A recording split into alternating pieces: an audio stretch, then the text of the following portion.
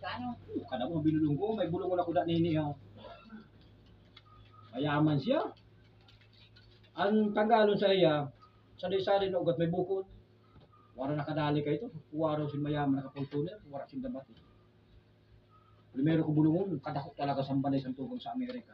Sige, ito katabang sa iyo. Ito saan ako natugang kaya bagay nakukuba na siya. Ulam ito. Darap pa gadi, kahirap.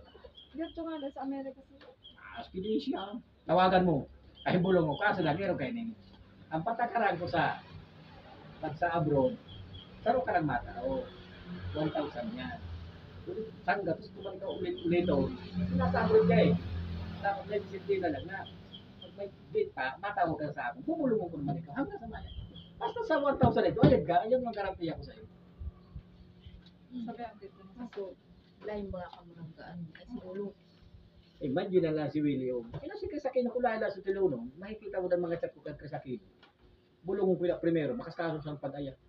Kaya malaman mo na bagay na sa China. Laluoy naman nga ako kanina, ako kahapon, binulong ko na naman. Nagulit-ulitan ko. Kaya ako nasaya ko yung kasutilan mo na. Sa nung nasaya ko, ayad ka na lang. Pinabayaan ko ikaw sa'yo. Kaya masaya ko natutubod sa ako. Ang papaniwala mo sa'yo ko, doktor. Nagulit-ulitan ko. O, kaya naku, pwede na nga sa'yo, pabayaan ko lang ikaw. Pero di naman ko mag-iapon ko na luoy ako.